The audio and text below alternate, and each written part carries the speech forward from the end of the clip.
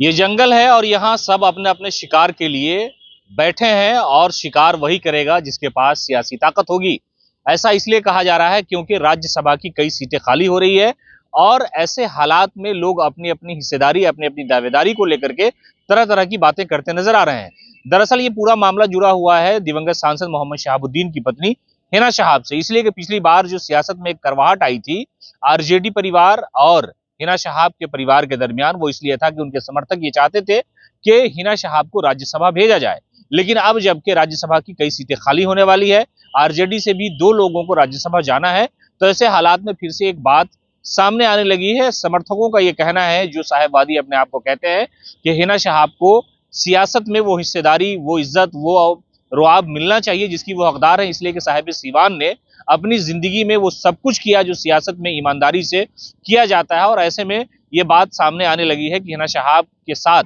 जो उनके लोग जुड़े हुए हैं वो अलग अलग तरह की बात कह रहे हैं, इसलिए कि पिछली बार हिना शहाब जब सीवान से निकली थी और वो ऑल इंडिया मुस्लिम बेदारी कारवां के एक प्रोग्राम में राजधानी पटना न बल्कि दरभंगा पहुंची और मिथिलांचल में उन्होंने जो अपना एक सियासी रुसूख दिखाया था, लोगों की बड़ी संख्या थी, गाड़ियों का लंबा काफिला था, तो उस वक्त भी उन्होंने कुछ बातें कही थी। उसके बाद से ही लगातार लोग कहने लगे कि हिना शहाब की अपनी एक ताकत है और इसी ताकत का अंदाजा इस बात से लगाया जा सकता है कि उनके समर्थकों ने अब ये मांग करनी शुरू कर दी और कहा है कि सियासत में वो सबसे मजबूत होता है वो शेर जो जंगल में शिकार करता है। हालांकि इस जंगल में कई ऐसे शिकारी हैं जो फिराक में है शिकार करने के। हालांकि अभी तक हिना शहाब की तरफ से, उनके परिवार की तरफ से किसी ने भी इस बात को लेकर के दावा नहीं किया है और कभी भी उन्होंने दावा नहीं किया।